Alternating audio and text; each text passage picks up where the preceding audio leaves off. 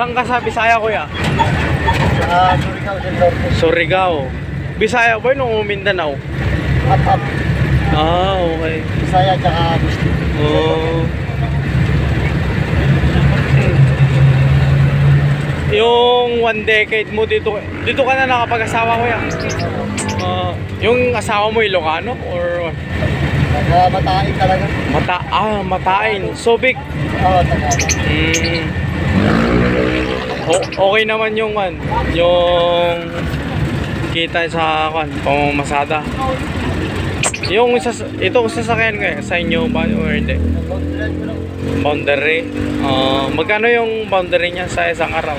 700. 7. Nakikita naman. Kaya naman kahit basta 12 oras. Sabagay. Pero kung sagad-sagarin mo, nakakaya naman sa operator. Hindi, kahit sagarin mo, basta ako naman. Kasi pinakamababa na yung boundary namin, 700. Alam namin kasi 1,000. Sa kwan kasi minsan may yung tinatawag na joker. Pero yung kita namin libre yung kita namin sa operator. Panalo lang sila pag tag-ulan. Pero pag tag-araw, talo sila. Pero sa ngayon hindi naman problema yung jeep. Talagang naman nasusupplyan yung pangangailangan ng pasaheros natin. Kasi lalo na pag gabi, di ba, yung mag-out sa SBMA, talagang yung uuwi sa North, Zambales, Siliaos. Sa atin kasi normal na sa amin yung truck ng traffic. Pero yung mga driver, yung magawa ng paraan. Yung kalaban nyo lang talaga traffic. Kaya kailangan lumusot sa secondary road. Bakit? Totoo yun. Kasi ako doon ako sa One Victory, doon ako nagtatrabaho. Ay nakikita ko yung status din minsan ng Blue Jeep eh. Talagang yung pila nyo doon talagang Marami na bakong driver sa Victory na rin. Talagang nagsaan doon. Minsan nga nagdereklamo yung mga customer or yung pasahero dahil kulang daw yung jeep. Tama ba? Kulang daw yung jeep.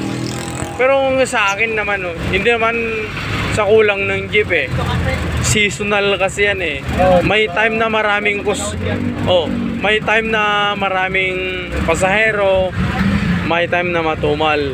Normal na sa akin. So, para sa akin, taon-taon na yun. Hindi lang din naman yung driver or yung operator ang nag-a-adjust. Nag-a-adjust din minsan yung customer eh, yung pasahero.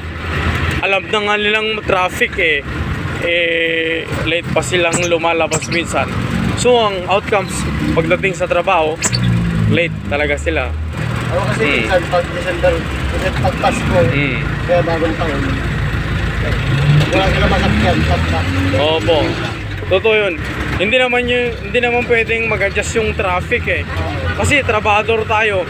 Ang mag-adjust talaga tayo na mga commuter or trabahador.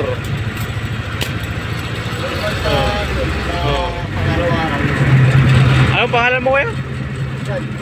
Jan. Thank you kuya.